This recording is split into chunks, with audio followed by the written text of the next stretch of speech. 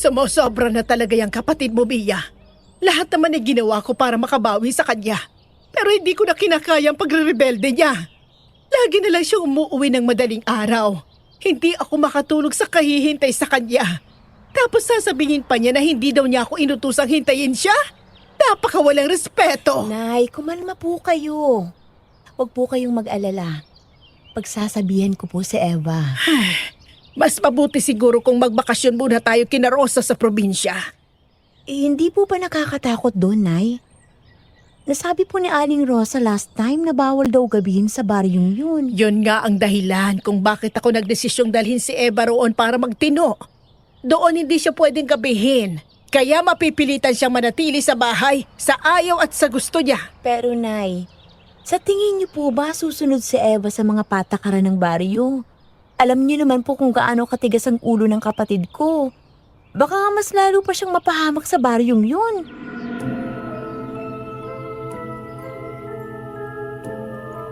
Kapag ang anak ay nagrebelde dahil sa kasalanan ng magulang, disiplina ba ang sagot o mas malalim na pag-unawa?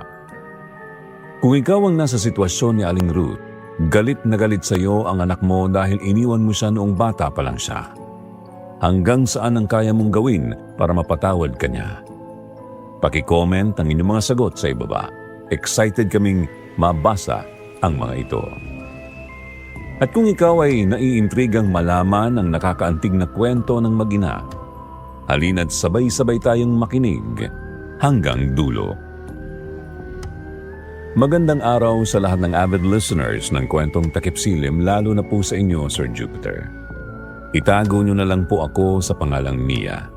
Ako ay 40 anyos at kasalukuyang naninirahan sa Pampanga. Pinili ko pong palitan ang mga tunay na pangalan, lugar at tao sa kwentong ito para maprotektahan ang seguridad ng mga kasalukuyang naninirahan sa baryong yun. Hanggat maaari, ayoko rin na may makakakilala sa amin ni Eva. Bago po tayo magsimula, gusto ko lang pong ipaalam na ang sulat na ito ay ipinadala lamang sa Kwentong Takip Silim. Kaya kung maririnig ninyo man ito sa ibang channel, huwag magdalawang isip na i-report ito. Maraming salamat po. Ang kwentong ibabahagi ko po sa inyo ay nangyari 1 dekada na ang nakalipas. Ang totoo niyan, avid listeners din kami ni Eva sa channel ninyo. Kaya sa tagal ng pagkikinig namin, nagkaroon kami ng inspirasyon na ibahagi ang aming karanasan dahil sa tingin namin, may aral itong kapupulutan ng lahat. Nagsimula ito nang magbakasyon kami sa baryo ng tiyahin ko, ang baryong bawal gabihin. Sa umpisa, hindi talaga ako sang-ayon sa desisyon ni nanay, pero dahil gusto ko rin na mapatino ang kapatid ko, nakumbinsi niya rin ako. Ang hindi namin alam noon, isang malaking dilubyo lang pala ang naghihintay sa aming tatlo.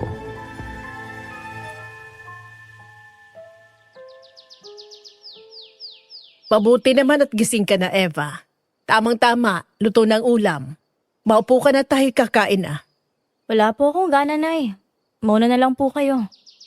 Eva, sumabay ka na sa amin dahil may importante tayong pag-uusapan. Ano naman ba sasabihin nyo? Sasermonan nyo na naman ba ako? Pwede ba, Nay? Pagpahingahin nyo naman ako. Alam kong malaki ang galit mo sa akin. Pero sana naman, Eva, ay respetuhin mo ako bilang nanay mo. Hindi lang kakain kung ano-ano na yung pinagsasabi nyo. Okay, fine. Kakain na ako. Tumahimik lang kayo. Eva, huwag mo nga pagsalitaan si nanay ng ganyan. Kahit anong gawin mo, nanay mo pa rin siya at dapat mo siyang irespeto. Di ikaw na mabait na anak. Diyan ka naman magaling eh. Palibhasa, hindi ikaw yung iniwan niya. Umigting talaga ang tenga ko sa narinig ko mula kay Eva noon. Ang kalamansi na pinitas ko pa sa bakuran bago pumasok sa loob ay napisa ng mapakuyom ang kamao ko sa inis. Naiintindihan ko naman si Eva noon, Sir Jupiter. Pero kung alam lang niya ang nangyari kay nanay sa panahong malayo kami sa kanya, baka mas maintindihan niya. Pero pinili ni nanay na huwag sabihin kay Eva ang totoo dahil natatakot siyang mahusgahan at ikahiya ni Eva. Nangako naman ako na mananatiling lihim ito kay Eva. Tama na yan, Eva. Mia, intindihin mo na lang ang kapatid mo. Ayoko na magtalo pa kayo dahil sa akin. Pasensya na po, Nay. Nadala lang talaga ako. Alam nyo, wala naman tayong magiging problema eh. Kung ahayaan nyo lang ako sa gusto ko. Ang importante, umuwi pa rin ako rito. Kahit pakiramdam ko, wala akong pamilya. Mabuti pa kumain na tayo. Lalamig na tong nilagang baboy na niluto ko. Napabuntong hininga na lamang ako noon nang makita kung gaano kahaba ang pasensya ni nanay kay Eva. At sobra akong nadudurog sa ginagawa ng kapatid ko sa kanya. Nang makaupo na kami sa harap ng hapagkainan, nauna nang magsandok si Eva pagkatapos naming magdasal. Halatang gutom ito sa bilis ng pagsubo niya. Mukhang alak lang yata ang ginawang hapunan ng kapatid ko kagabi. At madaling araw na rin siyang nakauwi. Nagkatinginan naman kami saglit ni nanay bago siya nagsalita. Eva, napagdesisyonan ko magbakasyon muna tayo sa probinsya, doon kay Rosa. Para naman makalayo muna sa ingay dito sa syudad at makalanghap ng sariwang hangin. Total wala ka pa namang pasok ngayon. Ano? Magbakasyon? Nay! Nay, nandito po ang buhay ko at mga kaibigan ko. Kung gusto nyo, kayo na lang po. Huwag nyo na ako idamay. Para din to sa iyo, Eva. Gusto naming maging maayos ang buhay mo. Hindi yung puro ka nalang alak at barkada. Maging maayos? Bakit? Maayos naman ang buhay ko ah. Ginugulo nyo lang. Pwede ba ate? Huwag ka na umepal pa. Huwag ka na magpasipsip pa kay nanay. Masyado kang papapel. Sumusobra ka na. Mia, tama na. Huwag mo na patulan niya kapatid mo. Ikaw ang panganay kaya ikaw ang dapat magpasensya. Sumusobra na po tong si Eva na Pati sa harap ng pagkain, dinadalang ugali niya. Wala talagang pinipiling lugar. Eva, anak, pumayag ka na. Sumama ka na sa amin. Subukan mo lang. Baka magustuhan mo doon. Ayoko, Nay. Kapag sinabi kong ayoko, ayoko. Period. Sige. Kung hindi ka sasama sa amin, maghanap ka ng matutuluyan mo. Ikakandado ko tong bahay bago kami umalis dito. Ano? Ganyan ba talaga kayo kalupit sa akin, Nay? Hindi ka namin pinagmamalupitan, Eva. Tinatama ka lang namin dahil mahal ka namin. Ay, naku. Bahala nga kayo. Kung ayaw niyo akong patulugin sa bahay na to, fine. May mga kaibigan naman akong tutulong sa akin. Eva! Makaalis na nga. Nakakawalang ganang kumain. Agad na tumayo si Eva mula sa kinauupuan niya. Naglakad siya papasok sa kanyang kwarto at padabog na isinara ang pinto. Napabuntong hininga na lamang ako at napailing sa inasal ng kapatid ko. Kita ko naman noon ang pagkadismaya at lungkot sa mukha ni nanay sa kanyang ginawa. Nay, ayos lang po ba kayo? Alam ko naman kung bakit siya nagkakaganyan, Mia. Pero hindi ko alam kung hanggang kailan ako magtitiis para pagbayaran ng ginawa kong pag-iwan sa kanya. Hindi ko na talaga alam ang gagawin ko sa kapatid mo. Nay, bakit hindi niyo na lang kasi sabihin sa kanyang totoong nangyari sa inyo sa Japan? Para naman alam niya kung bakit hindi niyo siya kagad nabalikan. Hindi lang siyang nagdusa. Mas nagdusa pa kayo, Nay. Alam natin pareho na hindi niyo po ginustong iwan siya kay tatay. Isang malaking kahihiyan kapag nalaman niya ang totoo, Mia. Ano bang sasabihin ko? Na kaya hindi ko siya binalikan dahil sumama ako sa isang hapon, naging bayaran at nakulong sa Japan, ganun ba? Nay, kung totoong mahal po kayo ni Eva, matatanggap niya yun. Yun na nga ang problema, Mia. Hindi pagmamahal ang nararamdaman ng kapatid mo sa akin, kundi galit. At ayokong kapag nalaman niyang totoo, ikahiya niyang naging nanay niya ako. Kasalanan ni Tulat ni tatay. Kung may dapat mang sisihin sa nangyari si tatay yun, hindi po ikaw, Nay. Wala nang tatay mo, Mia. Kaya wag mong gayahin si Eva na nagtatanim ng galit sa magulang mo. Magkaiba po kami ni Eva, Nay. Dahil ako, alam ko po ang totoo. Hindi na sumagot si nanay at narinig ko na lang ang pagbuntong hininga niya noon. Itinuon ko na lang din ang atensyon ko sa pagkain para mapakalma ang aking sarili. Pagkatapos namin kumain noon, nagboluntaryo akong maghugas ng pinggan para makapagpahinga na siya. Alam ko kasing pagod siya sa tindahan namin kanina, lalo na't may edad na si nanay. Anak, pagkatapos mo dyan, mag-impake ka na ng gamit mo. Maaga tayong bibiyahe bukas. Sige po, Nay. Pero paano po si Eva? Eva, bakit may dala kang bag? Saan ka pupunta? Sa kaibigan ko. Di ba aalis kayo? Doon muna ako tutuloy kay Trisha. Pero Eva, bakit pa kasi ayaw mong sumama sa amin ni Nanay? Maganda naman dun. Makakapag-relax ka. Sinabi ko ng ayoko, kaya wag niyo na akong pilitin pa.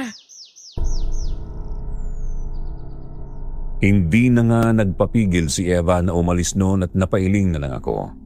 Kita ko ang lungkot sa mga mata ni nanay habang sinusundan niya ng tingin si Eva palayo sa bahay. Ang tigas talaga ng ulo ng babaeng yun. Hayaan mo na lang ang kapatid mo, Mia. Ay, di ko na alam ang gagawin ko sa batang yan. Hindi niya na talaga nirerespeto ang pagiging ina ko sa kanya. Paano ba naman po kasi, Nay? Sa tuwing kaharap niyo si Eva, tumitiklo po kayo lagi. Kaya namimihasa yan eh. Anak, hindi naman sa ganoon. Alam nating pareho na may kasalanan din ako. Kasalanang hindi niyo naman po ginusto. Agad kong tinalikuran si nanay noon dahil sa inis ko. Sa tuwing wala kasi si Eva, sa kanya nilalabas ang galit niya. At sa tuwing nagagalit si Eva sa harap niya, nanlalambot siya. Siguro nga ganoon ang pakiramdam ng isang ina. Napabuntong hininga na lamang ako at pilit na pinapakalma ang sarili. Kinagabihan, pagkatapos naming kumain noon tulad ng nakasanayan, nakadungaw na naman si nanay sa bintana habang naghihintay kay Eva. Agad ko naman siyang nilapitan sabay haplos sa kanyang balikat. Huwag niyo na pong hintayin si Eva. Magpahinga na po kayo. Siguro naman nasa bahay na yun ang kaibigan niya. Aalis na tayo bukas, Mia. Maiiwan natin ang kapatid mo. Nagdadalawang isip tuloy akong tumuloy. Siya kasi ang isa sa mga dahilan kung bakit tayo magbabakasyon doon. Nay, kung ano man po ang desisyon niyo, dun po ako. Ay, salamat anak. Salamat dahil kahit papaano naramdaman kong naging mabuti akong ina dahil sa iyo. Hindi ako nagkamali sa pagpapalaki sa iyo, anak. Ay, naku, nagdadrama na naman ang nanay ko. Siyempre naman po, Nay. Isa po kayong napakabuting ina. Ipinagmamalaki ko po kayo, Nay. Kahit na alam mong Nay, hindi yun naging kakulangan sa pagiging mabuting ina niyo sa akin. Kaya wag niyo pong isipin ang bagay na yan. Parte na po ng nakaraan yun. Mahigpit akong niyakap ni nanay noon at kung kaya ko lang sanang kumbinsihin si Eva na huwag magtanim ng galit sa kanya, ginawa ko na. Sobrang mahal ko si nanay. Sa kabila ng pinagdaanan naming dalawa, na kaya niyang itaguyod ako mag-isa. Napabitaw naman kami pareho noon sa isa't isa nang marinig ang boses ni Eva sa labas. Buksan niyo to! Sandali lang, nandiyan na. Ate! Ang magaling kong ate. Lasing ka na naman, Eva. Akala ko ba nandun ka sa bahay nila, Trisha? Kailan ka ba talaga magtitino, ha? Trisha? Mga plastic sila! Akala ko totoo silang kaibigan. Pero alam mo bang ginawa nila, ha? Pinagkaisa nila ako! Sinulot lang naman ng babae yun ng boyfriend ko. Sedward na nga lang ang meron ako. Inagaw pa ng trader na yon! Eva, kumalma ka. Lasing ka lang at kailangan mo ng pahinga. Hindi ako lasing, ate. Nakainom lang ako. At kahit malasing man ako, ang linaw-linaw sa akin, Naniloko ako ng lalaking mahal ko kasama ang babae pinagkatiwalaan ko. Mga hayop sila! Tama na, bunso. Mabuti pa sumama ka na lang sa probinsya para makalayo muna sa kanila. Para makapag-move on ka. Kailangan mong kalimutan ang mga taong nanakit sa'yo. Wala akong sagot na narinig nun kay Eva kundi ang pag-iyak. Humagulgul siya ng iyak noon habang yakap-yakap ko siya. Gusto kong maramdaman niya noon na kahit hindi kami nagkakaintindihan, mahal ko pa rin siya. Inalalayan ko siya sa kwarto at marahang hiniga hanggang sa nakatulog kami sa tabi ng isa't isa. Kinaumagahan nagising ako at nagulat nang makita siyang nag-iimpake kaya agad akong tumayo at tinanong siya.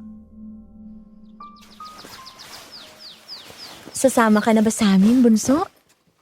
Wala naman akong choice eh. Tinalikuran na ako ng kaibigan ko. Kaya mas mabuting hindi ko muna makita ang mga pagmumukha nila. Tama yan.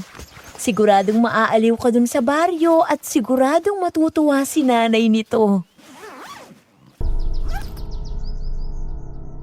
Tulad ng inaasahan ko, tuwang-tuwa si nanay nang malamang sasama si Eva sa bakasyon. Masaya na rin akong makita ang saya sa kanyang mukha nun, kahit alam kong iba ang dahilan ni Eva kung bakit siya napilitang sumama. Hapon na nang makarating kami sa baryo. Masukal at lubak-lubak ang dinaanan namin papasok doon. Pero sa awa ng Diyos, ligtas naman kaming nakarating. Pagpasok namin sa bukana, nakita ko ang mga taong seryosong nakatingin sa amin na parabang sinusukat kami. Pero napansin ko ding magkakalagyo ang mga kabahayan. Tansya ko ay 6 na bahay ang pagitan ng bawat bahay at nabibilang lang ito. Rosa! Rosa! Ate Ruth, biglaan naman yata ang pagdating niyo. Ay, pasensya ka na kung hindi ko nasabi sa iyo, ha? Gusto lang kitang sorpresahin. Ikaw talaga, ate, oo. Hindi ka na talaga nagbago. O siya, tuloy kayo sa loob at nang maipaghanda kayo ng merienda. Salamat, Rosa. Mag-anak, tara na sa loob. Opo, Nay. Eva, halika na. Nakita ko si Eva na palinga-linga sa paligid at parang walang narinig. Kaya agad ko siyang nilapitan at napansin kong may pagtataka sa kanyang mukha. Eva, ayos ka lang ba? Ate, ang pangit naman dito. Tingnan mo. Kaunti lang ang kabahayan. Walang masyadong tao. Ang boring. At saka, ang weirdo naman ng mga tao dito. Tingnan mo, nagbubulong-bulungan sila. At saka ang talim nilang makatingin na para bang kakainin ako ng buhay. Nanibago lang siguro sila sa itsura natin. Siyempre, matagal na rin hindi nakapunta si nanay dito. At unang beses pa lang nating nakapunta dito. Naikwento lang ni Tiang Rosa sa akin ang baryong to. Nung huli niyang punta sa bahay, ang sabi niya, bawal daw lumabas kapag gabi sa baryong to. Ano? Ibig sabihin, hindi ako pwedeng gumala dito tuwing gabi? Wala man lang bang mapapasyalan dito? Wala man lang bar? Sa tingin mo ba may bar sa ganitong kaliblib na lugar, ha? Sigurado ako magtitino ka rito. Ay, ano ba yan? Nakakainis naman. Hindi na pala sana ako sumama rito. Mag-anak, ano bang ginagawa niyo dyan? Pumasok na kayo rito sa loob. Eva, tara na. Ay, oo na. Buti na lang talaga hindi nagmatigas si Eva noon at sumunod naman siya sa akin papasok sa loob. Napatingin naman ako sa buong paligid. Napakalinis ang bahay ni Tiang Rosa kahit hindi yun kalakihan. Umupo kami noon sa upuang gawa sa kawayan at inabutan naman kami ng isang platong saging na umuusok pa sa init. Tamang-tama ang dating niyo. Mainit pang saging na nilaga ko. Magmerienda muna kayo. Ay, salamat, Rosa. Wala ka pa rin ipinagbago. Ikaw pa rin ang pinakapaborito kong kapatid. Nambobola ka pa, ate. Siya nga pala. Ang bilis ng panahon na, no? Hindi ko akalaing dalaga ng mga anak mo. Oo, itong si Mia malapit ang lumagpas sa kalendaryo. Nay! 27 pa lang po ako, malayo pa po. Ay dako, kahit na iha, ay dapat sa edad mong yan, nag-aasawa ka na. Wala pa po sa isip kong bagay na yan, Chang. Pihikan pala itong anak mo, ate. Ikaw naman, Eva, may nobyo ka na ba? Ang personal naman po ng tanong nyo. Eva, Pasensya na ate. Naboboring lang talaga ako. talagang mababagot ka rito kung hindi ka sanay. Pero huwag kang mag-alala. Bukas na bukas, isasama ko kayo sa bukid para makapamasyal kayo rito sa baryo. Bukid! Oo, iha. Sa ngayon, magmerienda muna kayo. Ubusin nyo yan. Aayusin ko lang ang magiging kwarto nyo. O siya, sige na, maiwan ko muna kayo dito, ate, ha? Tutulungan na kita, Rosa, para naman makapagkwentuhan tayo. O siya, sige, ate. Tara, sumunod ka sa akin. Naiwan kami ni Eva sa upuan noon kaya naisipan kong yayain muna siya sa labas ng kubo para magpahangin. Medyo nakaramdam din kasi ako ng pagod sa mahaba naming biyahe. Iniwan namin ang aming mga bag at naglakad palabas. Ilang sandali pa, napukaw ang atensyon ko nang makita ko ang isang napakagwapong lalaki na parang may lahing Espanyol, matipuno at matangkad. Papalapit siya sa amin na may matamis na ngiti. Nakita ko naman ang kilig sa itsura ni Eva noon nang napatingin ako sa kanya. Oh my God! Sobrang gwapo niya ate. Gwapo? Yan bang gwapo sa iyo? Ordinaryo lang naman ang itsura niya na. Basta. Ang pogi niya ate. Palapit na siya dito. Ano, okay bang eyes ko ha? Eva, ano ka ba? Di ba niloko ka nga ng boyfriend mo? Hindi ka pa ba nadadala sa lalaki, ha? Ate naman eh. Di ba ito naman ang gusto nyo? Na sumama ako rito. Pati ba naman dito kukontrahin mo ako? Ayoko lang masaktan ka ulit. Magandang hapon sa inyo mga binibini. Ipagpaumanhin ninyo ang aking pangangahas kung kayo man ay aking naabala. Nais ko lamang ipabatid ang aking pagkakakilanlan at magandog ng taimtim na pakikipagkaibigan sa inyo. Ha? Ano daw ate? Hindi ka naman nakaabala sa amin, pero ganyan ka ba talaga magsalita? Huwag mo sanang mamasamain, ha? May mali ba sa aking sinasabi, binibini? Ganyan yata magsalita ang lahat ng tao dito sa baryo. Ang weirdo. Pero okay lang yan kung ganyan naman kagwapo. Ang pangalan ko ay Darius. Kayo, maaari ko bang malaman ang mga pangalan ninyo? Ako si Eva. Ikaw naman, binibini. Ano ang iyong pangalan? Mia. Mia ang pangalan ko. Napakaganda naman ang inyong mga pangalan. Ikinagagala kong makilala kayo. Ako rin, Darius. Masaya ako nakita kita ngayon. At least nawala ang pagkabagot ko dito. Eva, bumalik na tayo sa loob. Baka hanapin tayo ni nanay. Dito muna ako, ate. Nandito naman si Darius eh. Ang bastos naman kung iiwan natin siya rito ng basta-basta. Mia! Eva, halikay dito sa loob! Eva, halika na. Tinatawag na tayo ni nanay. Pasensya ka na, Darius, ha? Walang anuman. Naparaan lamang ako sa dakong ito upang makipagkilala. Marahil sa kinabukasan na lamang muli mga binibini. Ipinahihintulot niyo ba? Oo naman, pwedeng-pwede. Napakunot ang noo ko sa ikinikilos ng kapatid ko. Sa itsura pa lang ng lalaking yun, parang mahirap na siyang pagkatiwalaan. Ang mga tingin niya sa akin at kay Eva ay yung tipong hindi mo kayang makipagtitigan kaya bahagya akong yumuko nun. Para siyang karakter na lumabas mula sa isang lumang libro o parang sinaunang taong nabuhay muli kung magsalita dahil malalim ang bawat salitang binibitiwan niya. Di ko alam, Sir Jupiter, pero may kakaiba sa lalaking yun. Napaka-misteryoso at yun ang unang beses na makakakilala ako ng taong ganoon magsalita. Kaya kahit nakapasok na kami sa loob, hindi pa rin siya naalis agad sa isip ko.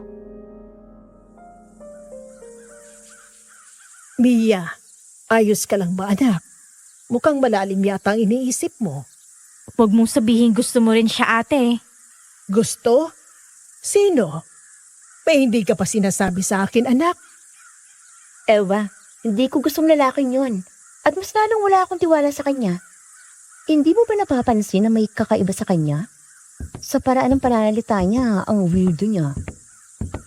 Ilong lalaki bang tinutukoy niyo, Iha? Si Darius po. Lumapit po kasi sa amin kanina at nagpakilala. Ang weird po ng pananalita niya. Para bang sinaunang tao kung magsalita. Sobrang lalim. Iwasan niyo ang lalaking yan, Iha. Walang kahit isa rito sa baryo nagtitiwala dyan. Po? Bakit naman po? Dayo lang kasi yan dito. Ang sabi, may amnesia daw. Pero simula nang dumating yan dito, sunod-sunod na ang pagkawala ng mga dalaga dito sa baryo. Wala naman kaming ebidensya. Pero maiikutom talaga ako na may kinalaman ng lalaking yan sa nangyari. Kaya mag-iingat kayo. Naiintindihan niyo ba ako? Opo, Chang. Kahit naman po ako, wala talaga akong tiwala sa lalaking yun. Pero wala tayong karapatang humusga sa kanya, ate. Tulad ng sinabi niyo, wala kayong ebidensya. So bakit na siya pagbibintangan? Sa bagay na hindi niyo naman sigurado kung siya talagang may gawa, di ba? Eva! Aba, pagsabihin mo itong anak mo, Ate Ruth. Hindi ko gustong pananalita niya. Baka hindi ko yan matensya. Ang akin lang naman, pinag-iingat ko sila dahil ayokong matulad sila sa ibang mga dalaga. Lalo na't nandito kayo sa pamamahay ko. Pasensya na, Rosa. May pagkapilya talaga tong anak kong si Eva, pero hayaan mo, pagsasabihan ko siya. Ewan ko sa inyo. Basta para sa akin, wala akong nakikitang mali kay Darius.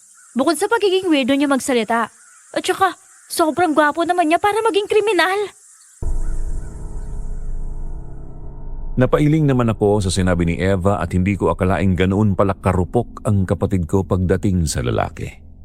Para bang uhaw na uhaw siya sa pagmamahal at doon ko napagtanto na sa 3 taon naming pagsasama, hindi ko pa pala siya lubusang kilala.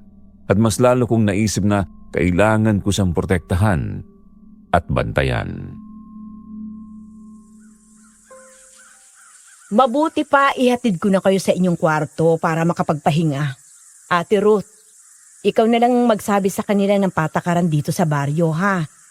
At baka atakin lang ako sa puso dahil sa kapilyahan nitong si Eva. Oo, Rosa. Ako nang bahala. Pasensya ka na talaga, ha? Nakakahiya naman sa'yo. Okay lang, ate. Naiintindihan ko naman. Sige na. Tara na para makapagluto na rin ako ng hapunan. Tutulungan na kita, Rosa. O siya, sige.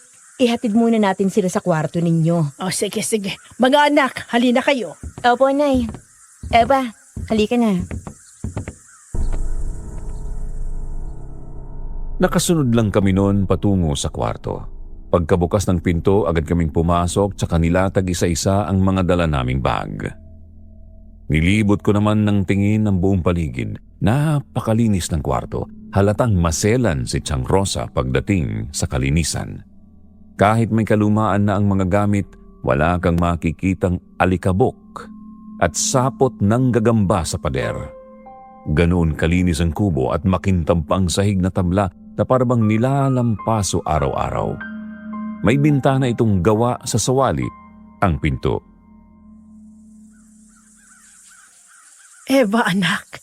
Pwede bang wag mo namang dali na ugali mo dito? Nakakaya kay Rosa. Nakikituloy na nga lang tayo dito tapos ganyan pang inaasal mo. Pasensya na po. Gusto ko lang din pong sabihin ang opinyon ko. Mali naman talaga namang bintang tayo ng ibang tao. Oo, alam ko. Pero pinoprotektahan lang kayo ni Rosa kaya sana makinig kayo sa kanya. Oo, nanay. Pati ba naman dito sinasermonan niyo ko? Pasensya na. Itinutuwid ko lang ang pagkakamali mo. Oo na po, nay. Sige na po. Magpapahinga na po ako. Basta habang nandito tayo, susundin nyo ang patakaran ng baryo. Bawal gabihin sa labas kaya dapat bago lumubog ang araw, nandito na kayo sa bahay. Opo, Nay. Eva, Opo, nay. Pwede na ba akong matulog? Sige. Gigisingin ko na lang kayo kapag kakain na. Maiiwan ko muna kayo dito ha. Tutulungan ko si Rosa doon sa kusina. Humiga na rin ako sa tabi ni Eva noon pero nagising agad ako nang makaramdam ako ng kakaibang init sa katawan ko. Kaya aligaga ako at agad na bumangon. Sakto namang pumasok sa loob si nanay para yayain kaming kumain. Agad ko namang ginising si Eva at nakita ko pa ang pagkainis sa mukha nito kaya hindi ko na lang ito pinilit pa at lumabas na lang mag-isa. Oh, bakit hindi mo kasama si Eva? Tulog mantika po na eh. Hindi ko na lang po ginising. Halatang napagod po sa biyahe. Sige.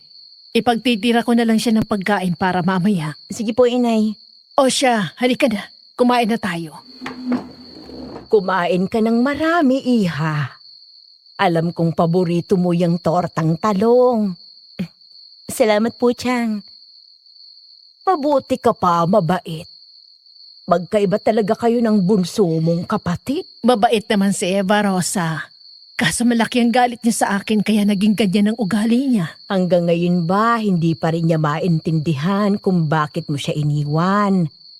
Niligtas mo lang naman ang sarili mo sa demonyo niyang tatay. Siguro balang araw, maiintindihan niya kung bakit ko yung nagawa sa kanya, Rosa. Sa ngayon hinahabaan ko talagang pasensya ko. Hindi ko susukuan ang anak ko, Rosa. Naniniwala naman ako magkakaayos din kayo, ate. Pero siguro kailangan mo ring disiplinahin si Eva. Hindi kasi pwedeng itolerate mo siya dahil lang iniisip mong may kasalanan ka sa kanya. Napabuntong hininga na lang si nanay sa sinabi ni Chang Rosa. Sa isip ko naman nun, gagawin ko ang lahat ng paraan na alam ko para mapatinulang ang kapatid ko.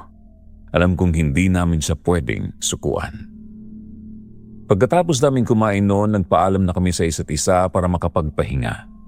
Pagpasok ko nun sa kwarto, naramdaman ko na naman ang kakaibang init sa katawan ko. Ramdam ko ang tumutulong pawis kaya aligaga talaga ako. At napansin naman yun ni nanay. Mia! Anak, bakit aligaga ka yata dyan? Nay, sobrang init po kasi. Hindi ko maintindihan. Tingnan niyo po, oh.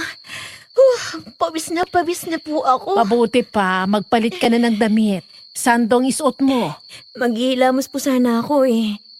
Saan po kayang banyo dito? Ay, nasa tabi lang ng kusina. Gusto mo bang samahan kita? Ay naku, wag na po. Kaya ko na po, Nay. Magpahinga na lang po kayo dyan. O, sige na. Magpapalit din ako ng damit. At heto ang tuwalya. Sige po, Nay. Salamat po.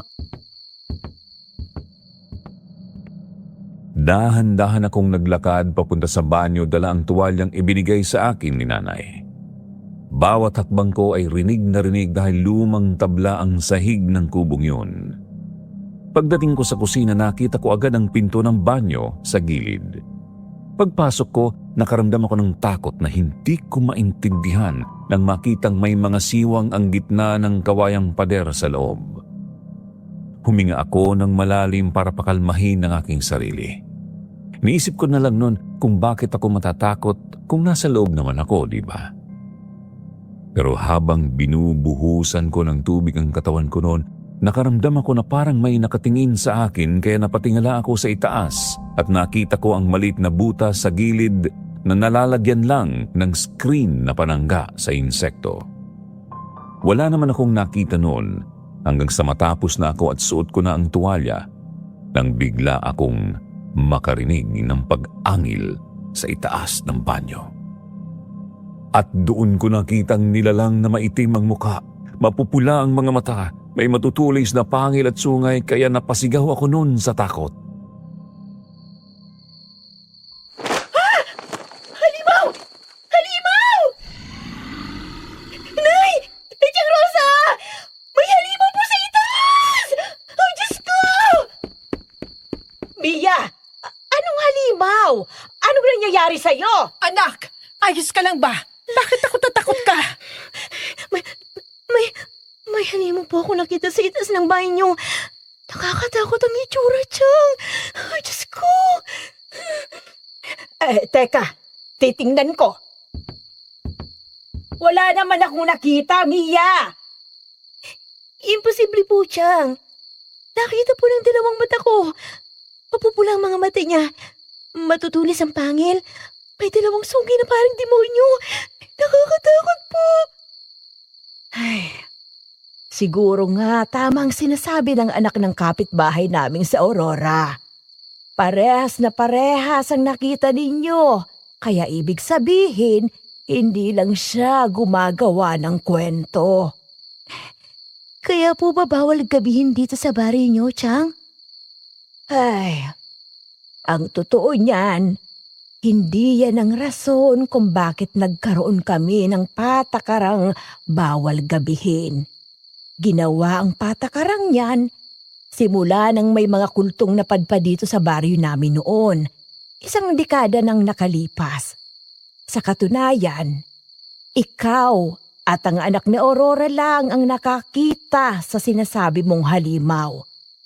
Ang ibig sabihin lang nito, may bago na namang banta sa baryong ito. Ay, Diyos ko. Nakakatakot naman po pala dito. Rosa, delikado na pala dito. Gusto mo bang sumama na lang sa amin pauwi? Ate, sanay na ako dito at dito na ang buhay ko. Tsaka sa awa naman ng Diyos, ligtas naman ako dito. Basta wag lang tayong magbubukas ng bintana at pinto. Matibay naman itong pinto ng kubo para hindi mapasok ng halimaw na yon. First time ko pong makakita ng ganun, Chang. Huwag ka nang matakot, Mia. Kumalma ka. Teka, kukuhanan kita ng tubig. Anak, wala kang dapat ipag-alala. Ligtas tayo dito sa loob. Tsaka wala na naman ang sinasabi mong halimaw. Baka napadpad lang yung dito.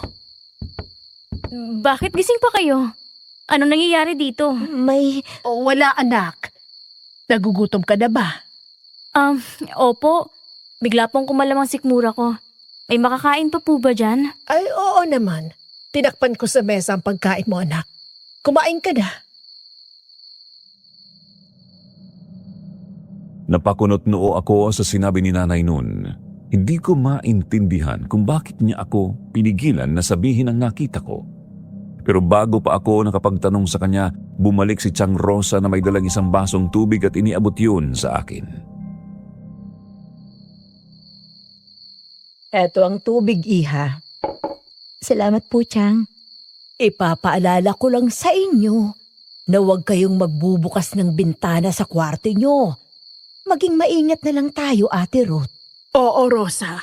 Pero, Nay, bakit hindi niyo po sinabi kay Evang nakita ko? Anak, alam mo naman ang kapatid mo.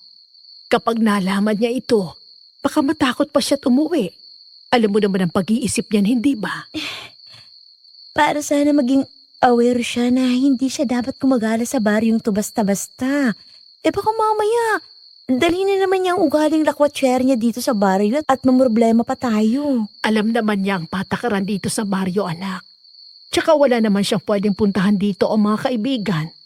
Walang mga bar dito. Kaya nga dito ko siya dinala para maglagay sa bahay at magtinho. Ewan ko ba, Sir Jupiter, pero hindi ako naging kumbinsido sa sinabi ni nanay, lalo na't alam kong palaging nakakagawa ng paraan ang kapatid ko para makaalis sa bahay. Pero sa kabilang banda, naniniwala naman ako sa sinabi niya na wala namang mapupuntahan ng kapatid ko sa baryong to, lalo na't mga dayo lang din kami dito.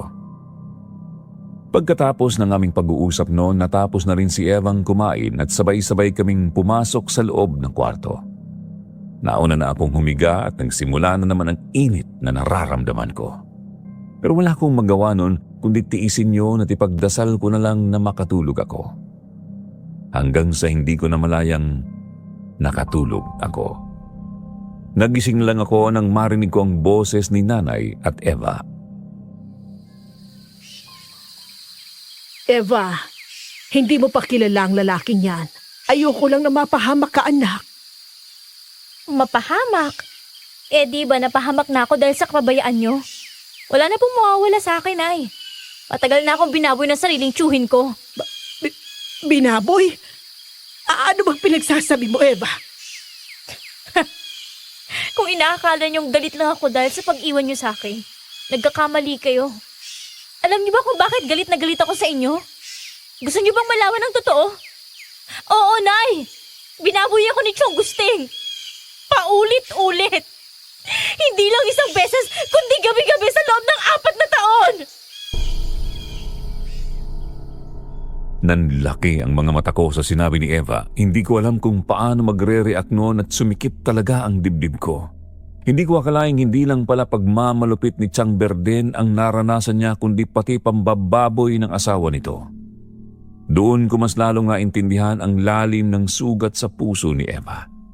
Kung bakit ganoon na lamang ang galit niya kay nanay dahil hindi lang pala si nanay ang nagdusa noon kundi pati siya at ang masaklap sa murang edad pa lang niya. Gusto kong yakapin si Eva noon pero huli na dahil bigla siyang tumakbo palabas. Nagkatinginan naman kami ni nanay at halatang nanlumo rin siya sa narinig.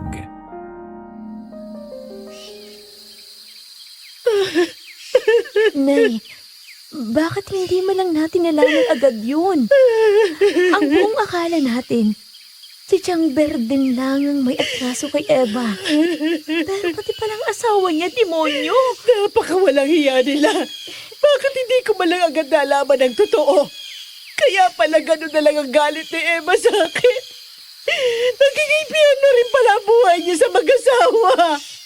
Nay, tahan na po. Wala naman pong may gusto sa nangyari. Ate Ruth, teka, umiiyak ka ba, ate?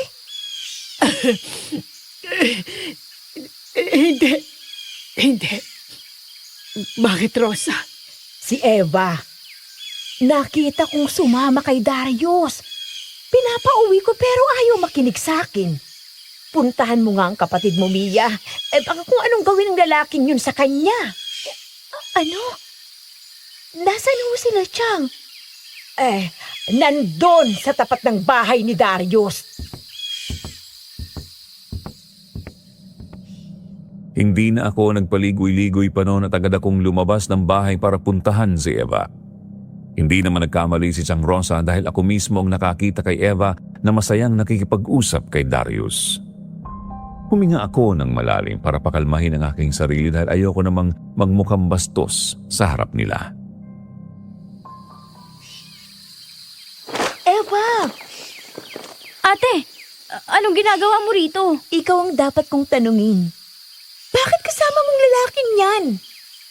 Ano naman kung kasama ko siya? Binibining Mia. Ako'y taus-pusong humingi ng paumanhin. Kami nagbibiroan lamang ng iyong kapatid at walang bahid ng kapilyuhan ang aming pagkakatuwaan. Huwag kang mabahala, sapagkat ang tangi kong layon ay makipagkaibigan at higit pang makilala ang iyong kapatid na may dangal at mabuting hangarin. Pasensya ka na, Darius, ha? Pinapauwi na kasi siya ni nanay. Kakain na kasi kami. Kaya pwede ba sa susunod na lang kayo mag-usap ni Eva? Walang problema, binibining Mia. Eva, sige na. Sumama ka na sa iyong kapatid. Sige, Darius. Babalik na lang ako rito mamaya. Walang problema, binibini. Bukas ang aking tahanan para sa'yo. Ang weirdo talaga ng lalaking to. Ano yun, binibini? Wala.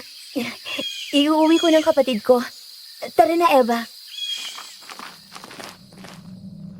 Kita sa mukha ni Eva ang pagkainis habang ako naman ay pilit na pinapakalma ang sarili ko. Ayoko rin kasing makapagsalita ng masakit kay Eva lalo na't nalaman ko ang totoong nangyari sa kanya. Inisip ko na mas lalo ko pang hahabaan ang pasensya ko dahil baka mas lumayo ang loob niya kung makikipagtalo pa ako sa kanya. Pagkarating namin sa bahay, tamang-tama namang naglalapag ng pagkain sa mesa si Chang Rosa kaya hindi niya masasabing nagsisinungaling lang ako para mapauwi siya. Buti naman at nandito na kayo. Halina kaya't kumain na. Kayo na lang po. Wala akong gana. Eva, sumabay ka na sa amin. Hindi mo ba narinig ang sinabi ko, ate? Ang sabi ko, wala akong gana. Eva! Hayaan niyo na po, Nay. Ako na pong kakausap sa kanya mamaya. Sige na po. Kumain na po muna tayo. Pinili kong hayaan muna si Eva na mag-isa sa kwarto noon para makapag-isip-isip siya. Pati na rin ako. At totoo lang, hindi ko na talaga alam kung ano ang gagawin ko sa kapatid ko noon. Namuo ang katahimikan sa pagitan naming tatlo habang kumakain bago nagsalita ulit si Nanay. Kailangan nating habaan pang pasensya natin sa kapatid mo, Mia. Hindi naging madali ang pinagdaanan niya. Malalim ang sugat ni Eva, Ate Ruth. Pero alam ko, darating ang araw na maghihilom din ito. Pero sa ngayon, kailangan yung bantayan ng maigi at gabayan si Eva. Lalo na't lumalapit na siya sa lalaki yun. Kaya nga napag-isip-isip ko na umuwi na lang para makaiwas siya sa lalaking yun. At gusto ko rin pagbayarin ng demonyong si Gusting sa ginawa niyang pambababoy sa anak ko. Magsasampa ka ng kaso, ate? Oo, Rosa. Gusto ko mabigyan ng hustisya ang nangyari kay Eva. Hindi ko sila mapapatawad sa ginawa nila sa anak ko. Naiintindihan kita, ate, kahit hindi man ako naging ina. Kailan niyo ba balak umuwi? Bukas din, Rosa. Hindi na ako makapaghintay pa. Sumang-ayon naman ako noon sa sinabi ni Nanay lalo na't kakaibang pakiramdam ko sa lalaking yon. May kutob kasi akong may iba pa siyang motibo kay Eva, kaya dapat lang na umuwi na lang kami kaysa manatili pa dito. Nang matapos kaming kumain noon, nagpasya akong kausapin si Eva at nagdesisyon akong sabihin ang totoo sa kanya. Panahon na rin siguro na malaman niya ang totoong nangyari kay Nanay kaya hindi namin siya agad nabalikan. Eva, pwede ba tayong mag-usap? Tungkol sana naman ba, ate? Hindi ka pa ba nakontento sa ginawa mo kanina? Eva, alam kong galit ka sa amin ni Nanay. Pero gusto ko lang malaman mo na sobrang mahal ka namin. Wala kang ibang ginusto kundi maging maayos ka. Maging maayos? Paano? Sa tingin niyo ba pagkatapos ng nangyari, magiging maayos pa ako?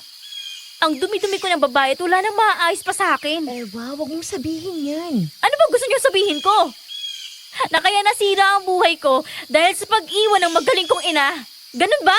Eva, kung alam mo lang kung gaano kakamahal ni Nanay, at kung alam mo lang sana kung anong pinagdaanan niya, kung anong tunay na dahilan, kung bakit hindi ka niya agad nabalikan. Tunay na dahilan? Ano, ate? Nawala siyang pera kaya hindi niya ako binalikan? Dahil hindi niya ako kayang buhayin? Ganun ba? Hindi yan totoo. Eh ano? Ano ang totoo para naman maintindihan ko? Gusto mo talagang malaman ang totoo, Eva? Oo. Kaya sige nga. Sabihin mo sa akin ngayon kung bakit hindi niya ako agad binalikan. Naloko siya ng recruiter na nag-alok sa kanya ng trabaho sa Japan. At pagdating doon, naging bayaran siya. At muntik na siyang mamatay sa kamay ng mga walang awang Hapon. Hindi pa sila nakontento. Pinagbintangan nila si Nanay na magnanakaw. Kaya nakulong siya sa loob ng 10 taon sa Japan, Eva. Yun ang totoo. Habang ako, napunta sa pangangalaga ng babaeng kasama niya sa bar. Hanggang sa makalaya siya, Eva. Ano? Hindi. Hindi totoo yan. Totoo ang sinasabi ko. Hindi. Hindi. Humagulgol sa pagiyak si Eva noon pero hindi ko alam kung bakit. Hindi ko alam kung galit ba siya o naintindihan na ba niya kung bakit hindi siya nagawang balikan ni Nanay. Agad akong lumapit noon para haplusin ang likuran niya at pakalmahin siya.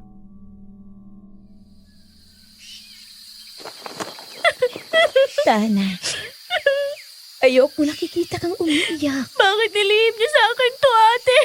Dahil ayaw ni Nanay na husgan mo siya at ikahiya mo siya. Ganyan na ba ako kasama sa kanya, ate? Hindi ka masamang anak, Eva. Alam ko, kahit may galit ka kay nanay, mahal mo pa rin siya. Hindi ko alam nagdusa rin pala si nanay, ate. Kaya pala hindi niya ako nagawang balikan. Sobra akong nagalit sa kanya dahil akala ko hindi siya gumawa ng paraan. Sobrang hirap din ang pinagdaanan ko. Naging impyerno rin ang buhay ko sa kamay ni Chong Gusting.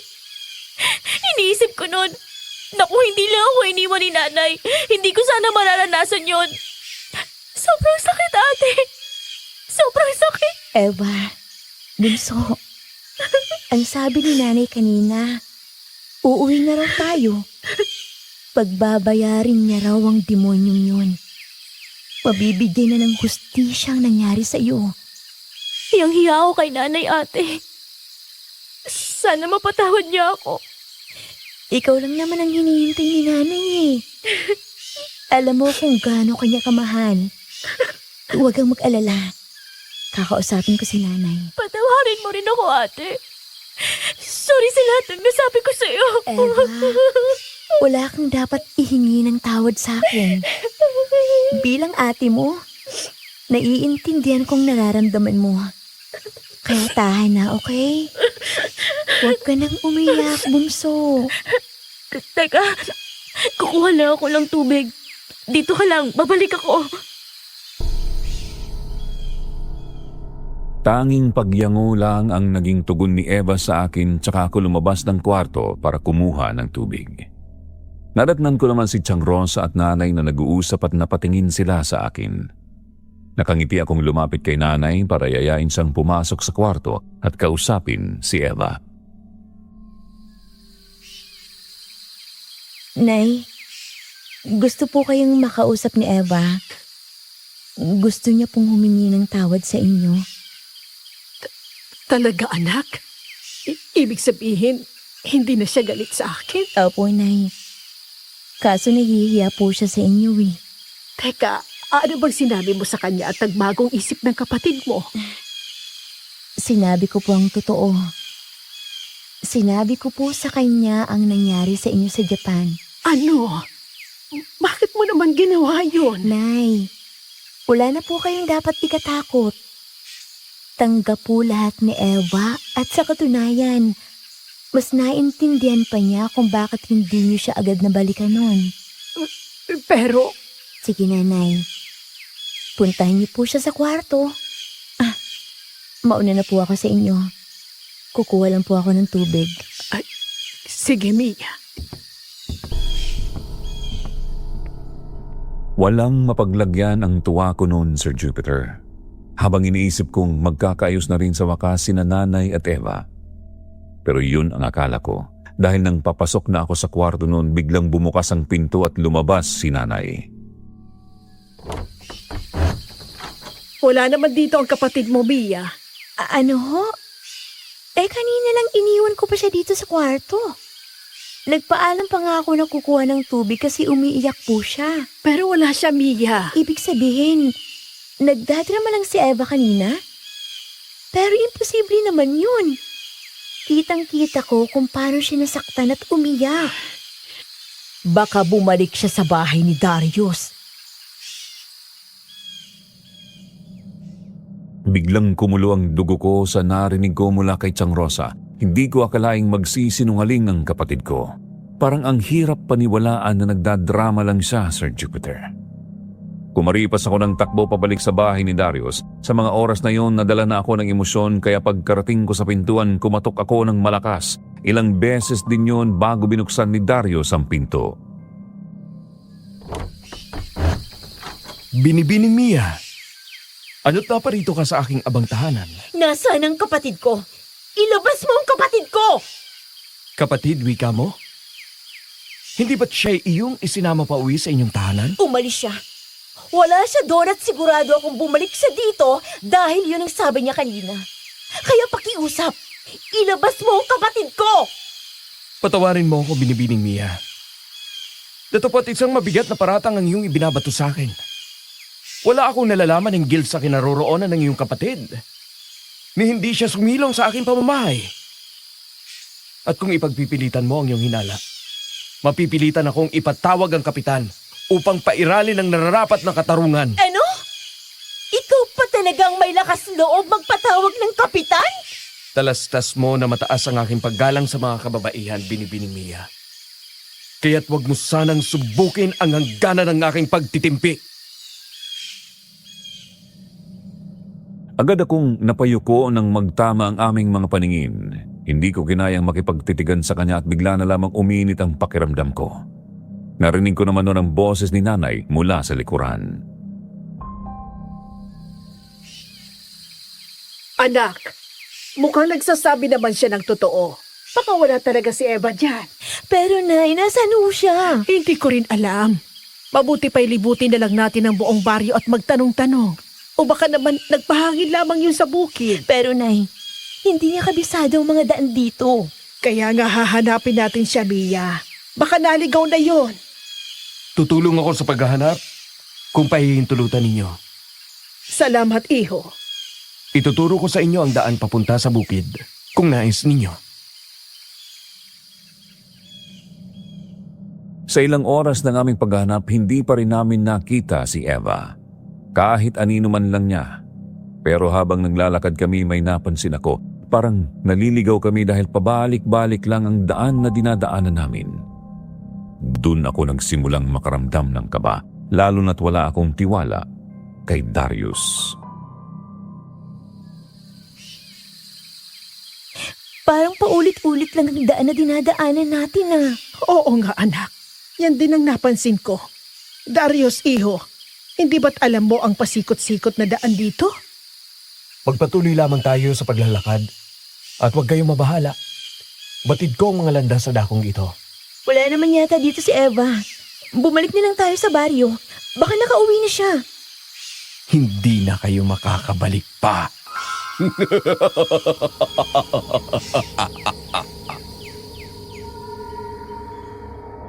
Nanlaki ang mga mata ko noon sa narinig mula kay Darius at napaatras ako sabay hawak sa braso ni nanay.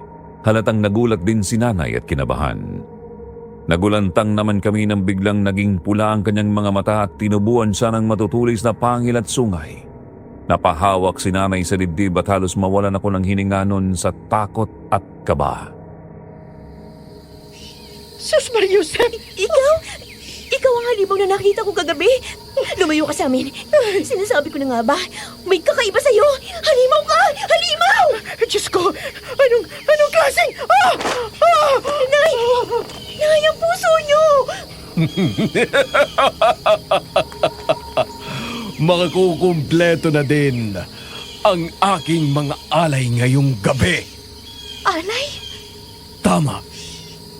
Kayong tatlo, ang nanay mo at ang kapatid mo, kayo ang aking gagawing alay upang maging binata habang buhay!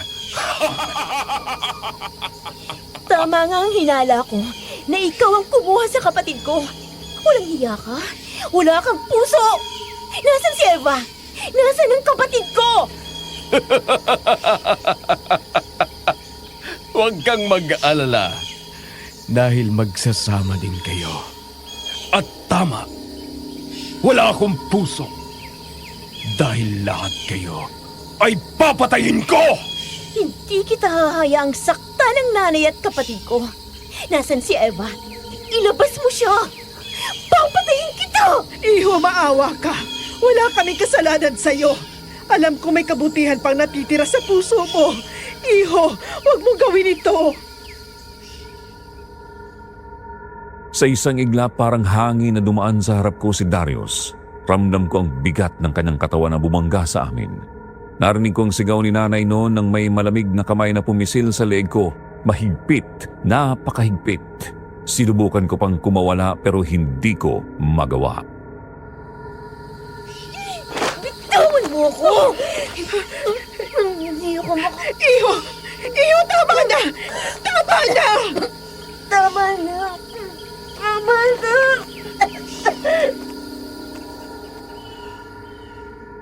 Gusto ko mang lumaban noon pero wala akong magawa dahil nanghihina na ako. Parang bakal ang mga kamay niya na nakahawak sa leeg ko pati sa leeg ni nanay.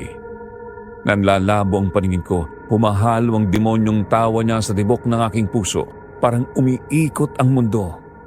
Huling nakita ko ang mukha ni nanay na takot at hindi ko alam pa ang kasunod na nangyari. Nagising ako sa lamig at bago ko pa maintindihan kung nasaan ako, naamoy ko agad ang basang lupa at narinig ang tuloy-tuloy na huni ng mga kuliglig sa paligid. Mabigat ang ulo ko at parang may kumakabog sa sentido ko. Dahan-dahan kong iminulat ang mga mata at puro anino ng matataas na puno ang nakikita ko. Tinatamaan ng liwanag ng buwan mula sa madilim na langit. Sinubukan kong alalahanin ang nangyari at iginalaw ko ang mga kamay ko. Doon ko napagtantong nakatali pala ako. Doon ko rin nalamang nasa tabi ko si nanay at si Eva na nakatali din. Nanay, gising ka pa. Ayos lang po ba kayo? Iya, si Eva. Ate! Hayop talaga ang lalaking yan. Pakawalan mo kami dito! Halimaw! Hindi ko alam kung bakit ako napunta rito. Sumilip na ako sa bintana at nakita ko siya tapos wala na akong maalala. Napako ang tingin ko kay Darius. Isang bilog ng kandila ang nakapalibot sa isang patag na bato sa gitna ng lote. Nakatayo siya sa gitna ng bilog, hawak ang isang lumang aklat na parang gawa sa balat. Ang hangin na umiikot sa paligid niya paikot-ikot na parang may sariling isip. Ang mga dahon sa lupa nagsisimulang umangat, sumasabay sa kakaibang ritmo ng mga salitang binibigkas niya. Mga salitang hindi ko maintindihan. Nakita ko naman ang unti-unting nagbabago ang mukha niya. Ang makinis at batang balat niya ay nagsimulang kumulubot. Ang mga mata niya ay lumubog at nagdilim at ang buhok niyang itim ay dahan-dahang naging puti. Oh, Diyos ko.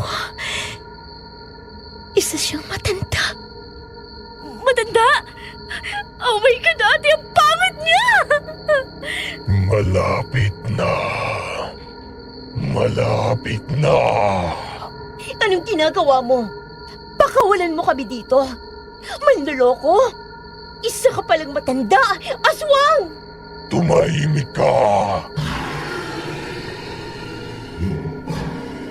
Isang matinis na sigaw ang kumawala mula sa bibig niya habang itinaas niya ang mga kamay sa langit. Biglang umihip ang napakalakas na hangin. Ang mga kandila ay hindi namatay. Sa halip ang mga apoy nito ay naging kulay asul. Ramdam ko ang pagginig ng lupa sa ilalim namin. Itigil mo to! Tama na! Hindi ba ninyo nakikita? Ito ang kaparusahan. Bawat taon na aking inagaw. Bawat buhay na iniaalay. Muli nang dumarating sa akin ang kabataan. Ngunit kinakailangan ko ang tatlo. Ganap na dugo. Ganap na salinlahi. Hindi ka magtatagumpay! Halimaw! Dugo ng ina! Dugo ng panganay! Dugo ng bunso!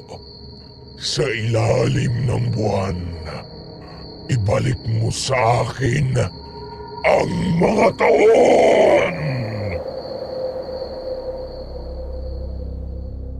Umangat ang lumang aklat mula sa mga kamay niya na parang may sariling buhay. Ang apoy ng mga kandila lalo pang naging matingkad na asul, halos kulay abo ang usok. Maawa ka, Darius! Pakawalan mo kami dito, iho! Huwag mo gawin to! Kung gusto mo ako na lang ang patayin mo, huwag ang mga anak ko! Hindi maaari! Lahat kayo'y mamamatay! Hindi ka magtatagumpay, Darius! Kalapastanganan, Ramon! Naputol ang pagbigkas ni Darius. Ang apoy ng mga kandila biglang namatay.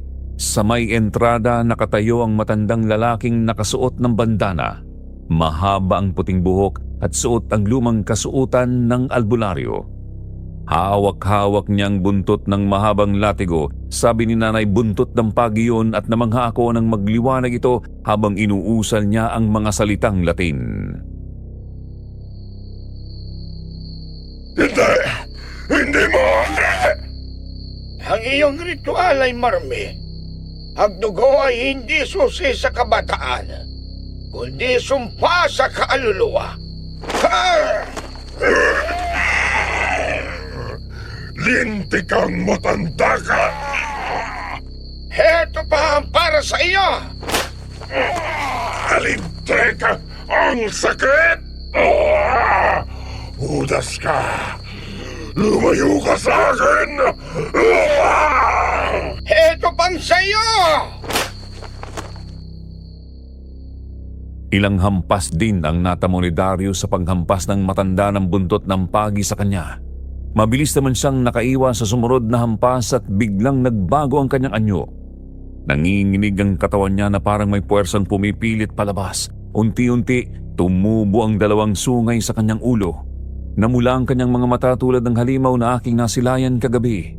Humaba ang kanyang mga pangil at mula sa kanyang likod tumubo ang malalapad na pakpak. Hindi mo ko mapapatay! Sa pagkakataong ito, hindi ko hahayaang mabuhay ka pa! Tingnan na lamang natin!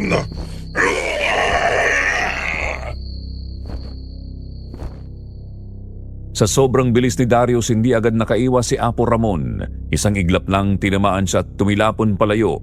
Bumagsak siya sa lupa at gumulong hanggang sa may puno.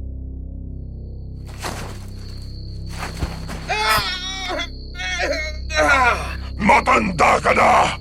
Wala ka ng laban! Hanggat humihinga ako, lalaban ako, Darius. Hindi ko hahayaang maghari uli ang iyong kasamaan. Pagbabayaran mo ang ginawa mo sa aking mga anak. Muling sumugod si Darius mula sa ere. Bumaba siya ng mabilis at sinubukang sugurin ng matanda gamit ang matutulis niyang kuko. Nakaiwas naman agad si Apo Ramon na tinihampas ulit ang buntot ng pagi na tumama sa pakpak ni Darius. Nawalan ng balanse si Darius at bumagsak sa lupa pero mabilis din siyang tumayo. Galit na galit siya. Bigla niyang sinunggaban ang matanda sa lieg at iniangat sa hangin, ngunit mas matalino ang matanda. Mabilis niyang kinuha ang punyal na nakatago sa kanyang bewang at sinaksak si Darius ng paulit-ulit sa balikat at dibdib. Nabitiwan ni Darius ang matanda at pareho silang bumagsak sa lupa.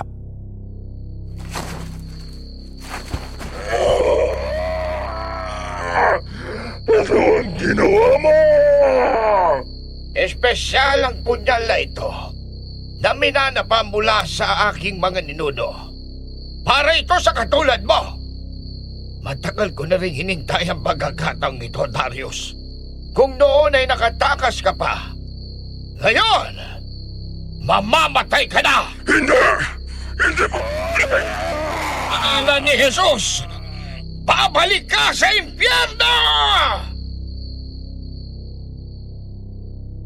Napasigaw si Darius ng malakas. Unti-unting naglaho ang kanyang mga pakpak. Nawala ang kanyang mga sungay. Bumalik siya sa anyong tao. Nakahandusay sa lupa, nanginginig at nakatarak pa ang punyal sa kanyang dibdib hanggang sa mawalan siya ng hininga. Nanginig talaga ako sa takot at kaba sa aking nasaksihan. Agad namang lumapit ang matanda sa amin at inalis ang pagkakatali ng aming mga kamay. Napayakap kami ni Nanay at Eva at dahan-dahan kaming tumayo at nagpasalamat sa matandang lalaki. Maraming salamat po sa inyo, Lolo. Salamat po, Lolo. Siguro ko hindi po kayo dumating, patay na po kami ngayon. Tama ang aking mga anak. Maraming salamat po sa inyo. Utang na loob ko po ang buhay ko sa inyo. Wala kayong utang na loob sa akin. Nagkataon lamang na natagpuan ko rin ang lungga ni Darius. Binigyan ko lamang ng gustisya ang pagamatay ng aking mga anak. Pinatay niya po ang mga anak ninyo? Mahabang kwento iya. Sige na, umalis na kayo rito. Haalis na rin ako. Bago lang po ang mukha niyo sa akin. Taga dito din po ba kayo? Hindi. Taga-baryo sinumpa ako.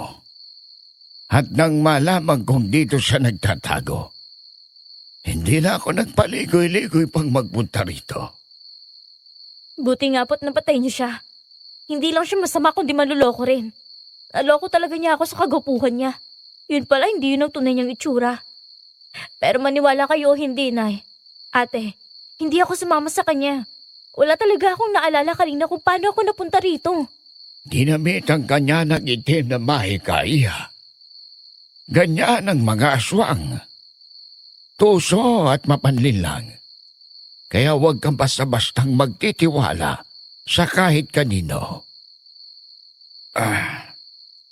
Siya. Sige na. Napahaba na ang ating usapan. Kailangan ko nang bumalik sa aming baryo. Maraming salamat po ulit, Lolo. Ano po bang pangalan ninyo? Apo Ramon, iha. Apo Ramon. Maraming salamat po talaga. Salamat po sa inyo. Walang anuman. Tara na.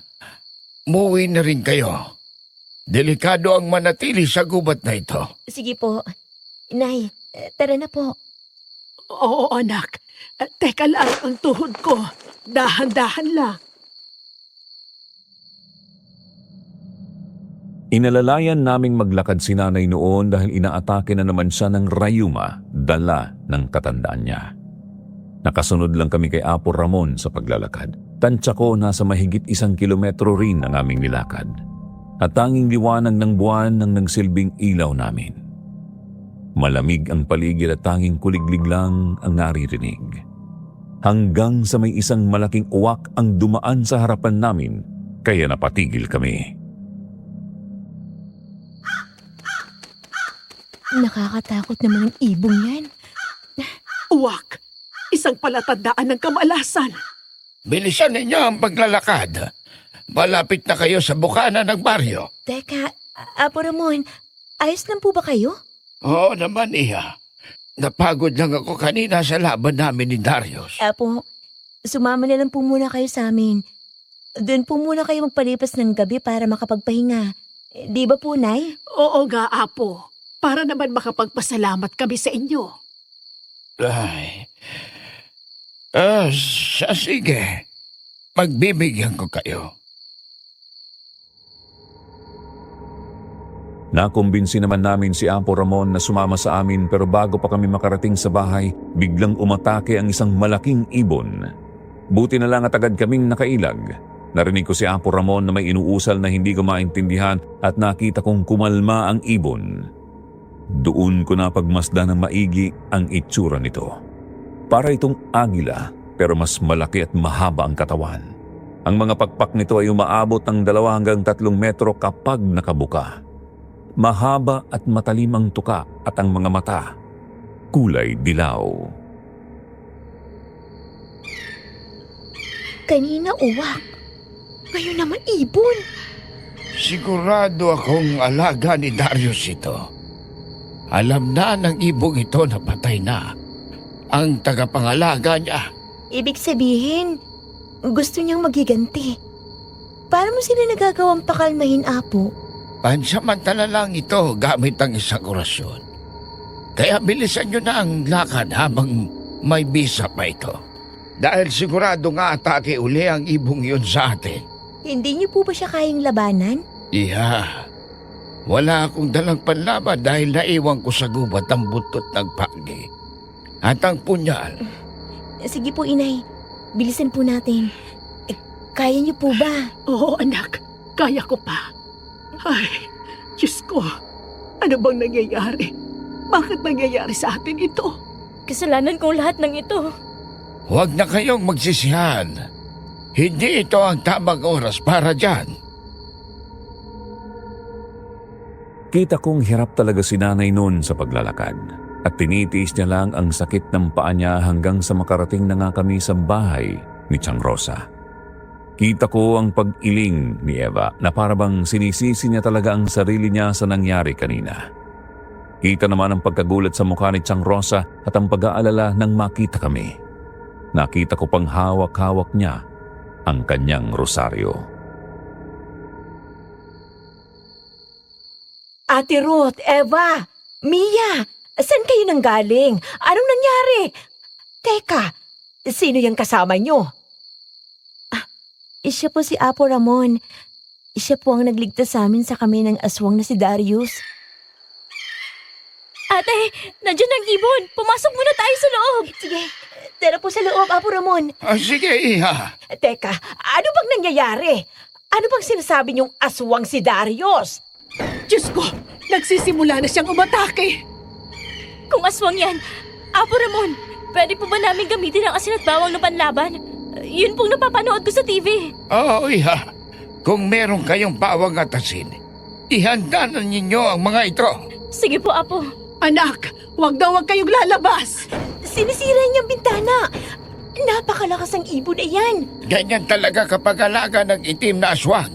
Heto ng bawang at asin. Para kung sakaling mapasok tayo ng aswang na yan, may panlaban tayo. Akin na yan, Iha. Ako lang haharap sa hayop na iyan. Po? Wag po, Apo. Baka hindi niyo po kayanin ang aswang na yan. Nakaya kong patayin si Darius. Kaya ko rin ulit. Ngayong nakakasiguro na akong ligtas kayo sa loob. Oras na para tugisin ang aswang na yan. May balisong ba kayo? Kailangan ko ng balisong. Pero, Apo, Apo, wag na po. Hintayin na lang po nating umalis ang aswang na yan pagsikat ng araw. Hindi pwede, Iha. Magiging bantayan sa buhay ng mga tao rito sa baryo. Hindi pwedeng buhayin ang halimaw na yan. O sige na, Iha. Sundin nyo na lang ako para matapos na ito. Ako nang kukuha. Sandali! Agad na nagtungo si Chang Rosa sa kusina. Pagbalik niya, nanginginig ang kamay habang iniaabot ang balisong kay Apo Ramon. Sa labas, parang umiikot ang hangin sa lakas ng pagaspas ng pakpak ng ibon. Parang hinagupit ng bagyo ang bintana ng bahay. 1, 2, 3 beses na parabang susuko ang buong bahay sa bawat kalabog. Eto na. Mag-ingat ka. Salamat. Isara niyo ang pinto. Kahit anong marinig ninyo, huwag kayong lalabas. Naiintindihan niyo ba? Opo, Apo. pero Apo, baka kailangan niyo po ng tulong namin. Kaya ko na to, Iha. Huwag kayong mag-alala. Kayo ang pinoprotektahan ko. Diyos ko, huwag niyo po siyang pabayaan. Sabihin mo nga sa akin kung ano talagang nangyari, Mia. Totoo bang aswang si Darius? Opo, Chang. Aswang si Darius at matanda na siya. Kasing edad lang siya ni Apo Ramon. Tamang hinala nating hindi siya mapagkakatiwalaan. At posibleng tama din ang hinala mong may kinalaman siya sa mga babaeng nawawala sa baryo. Dahil kami mismo, muntik nang mamatay sa mga kamay niya.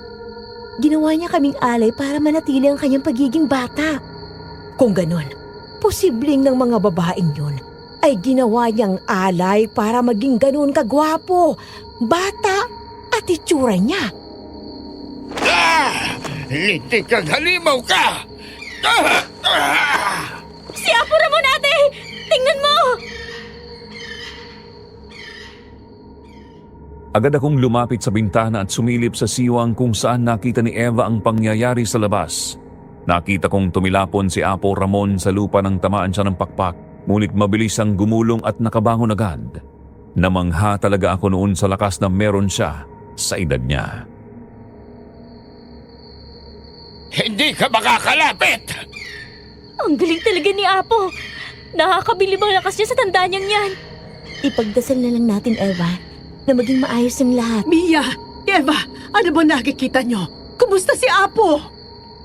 Kayang-kaya po niyang tugisin ang aswang, Nay. Huwag po kayong mag-alala.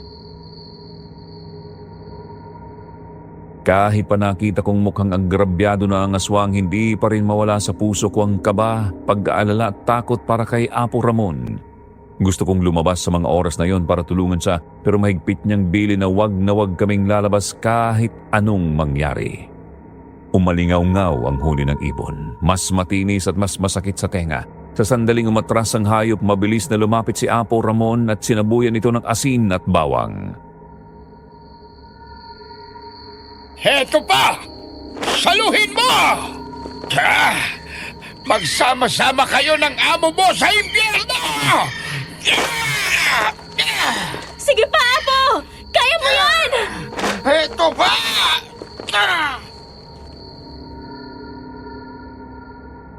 Sa huling lakas niya, inipit niya ang lieg ng ibon gamit ang kaliwang kamay at buong puwersang isinaksak ang balisong sa dibdib nito.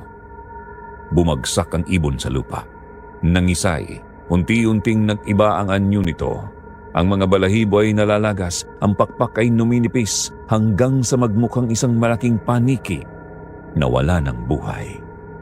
Napaluhod naman si Apo Ramon, hingal na hingal, at hindi na ako nakatiis. Lumabas na ako ng bahay. Tumakbo ako papalapit sa kanya at inalalayan siyang tumayo. Tara po sa loob, Apo. May sugat po kayo. Ayos lang ako, Iya. Huwag kang mag-alala. Napatay ko ang aswang. Apo, may sugat po kayo. Kailangan po ninyo magamot agad. Ate, dalhin natin siya sa loob. Kumalma lang kayo. Kaya kong pagalingin ang sarili ko. Po, siguradong may gamot si Siyang Rosa sa sugat nyo.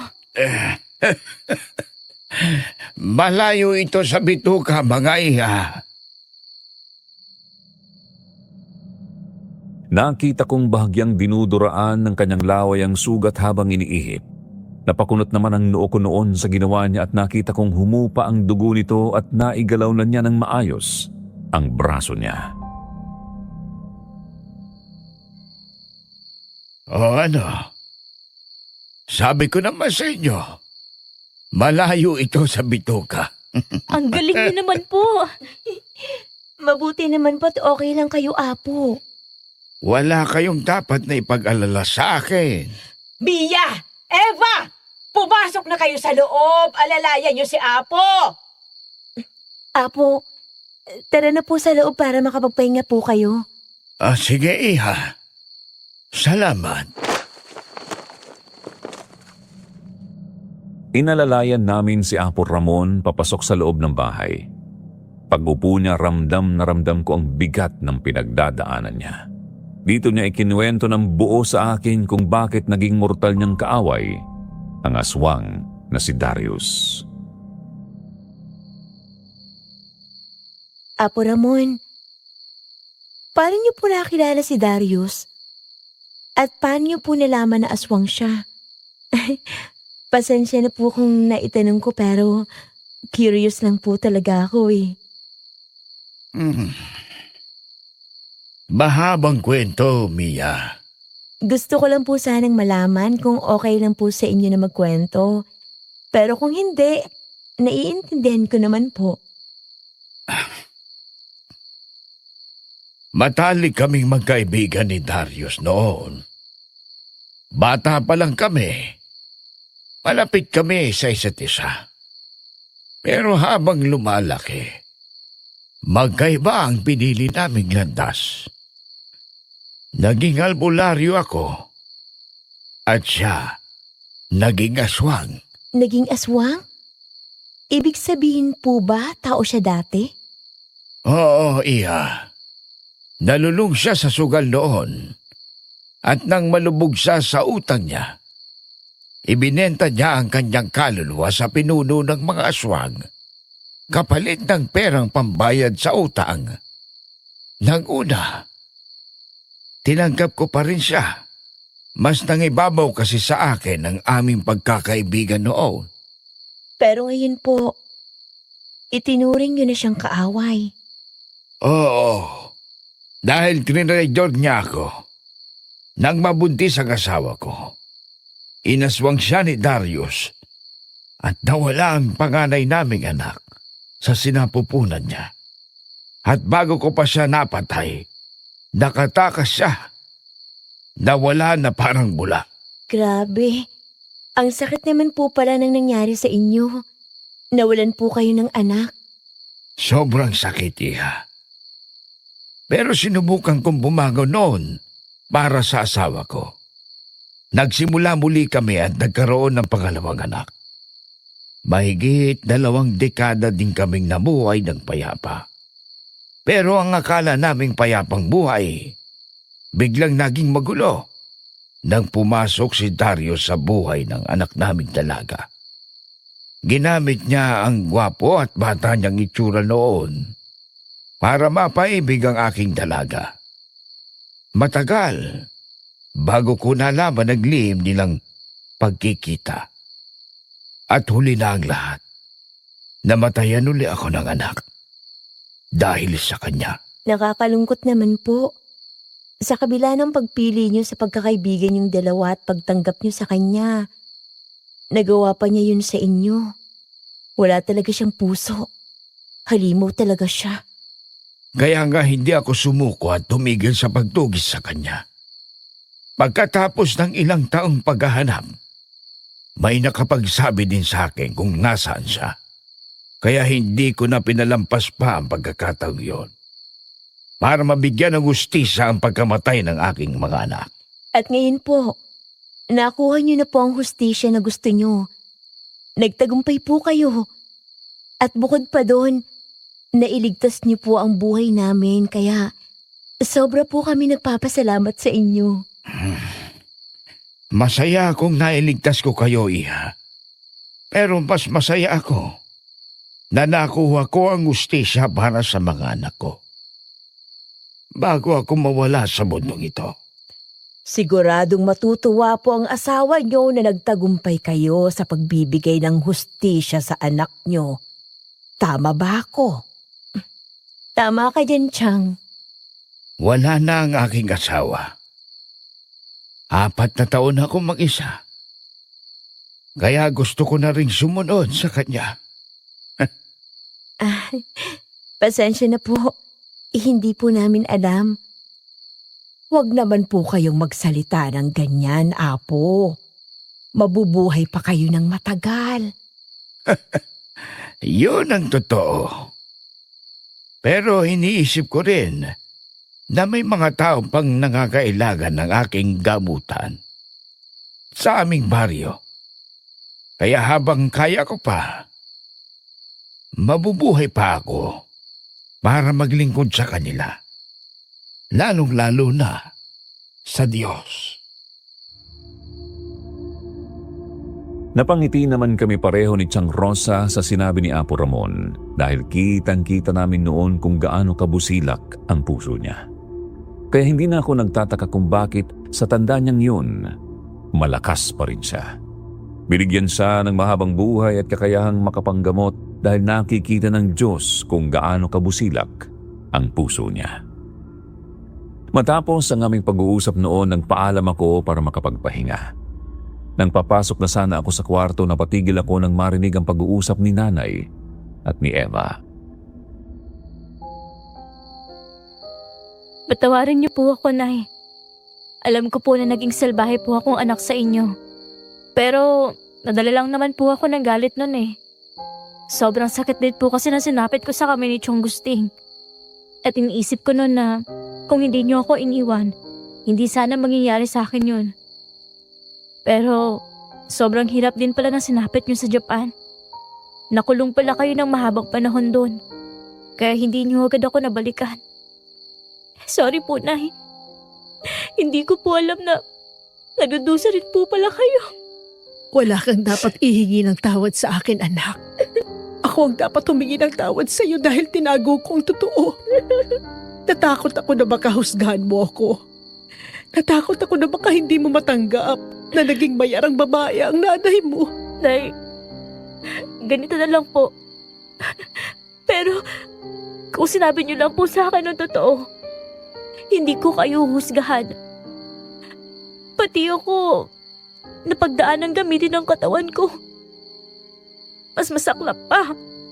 Walang bayad at libreng-libre akong binababoy ng hayop na Gusting na yun. Huwag kang mag-alala, anak.